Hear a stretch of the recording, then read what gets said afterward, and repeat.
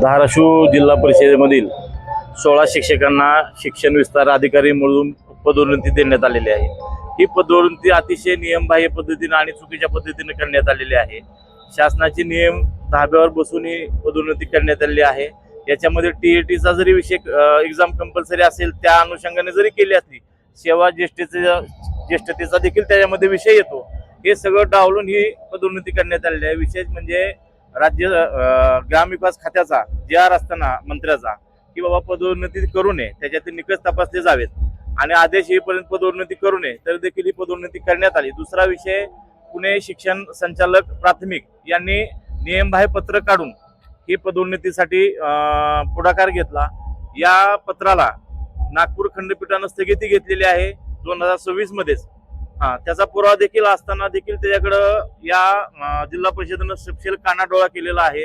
एकंदरीत सर्व प्रक्रिया ही अतिशय चुकीची असून आर्थिक गैरव्यवहाराच्या प्रकारातून ही पदोन्नती झालेली असं आमचं स्पष्ट मत आहे। विधानसभेचे उपाध्यक्षांनी देखील आदेश दिले आहेत की त्याच्यावर आतापर्यंत पदोन्नतीची कारवाई करू नये, तरी देखील त्याला या विषयाला डावलून ही पदोन्नती करण्यात आली आहे। मग कालच शिक्षक संघटनांनी याच्या संदर्भात निवेदन दिलं आहे, पण जिल्हा काँग्रेस कमिटीच्या वतीनं आम्ही आणखीन याच्यात सखोल लक्ष घालू आणि हा प्रकार असाच सुरू राहिला आणि या कारभाराची जर राज्यस्तरीय चौकशी झाली नाही आणि त्याच्यात संबंधितांना जर दोषी ठरवलं नाही, तर भविष्यामध्ये काँग्रेस कमिटीच्या वतीनं आम्ही मोठं आंदोलन छेडू एवढं सांगतो।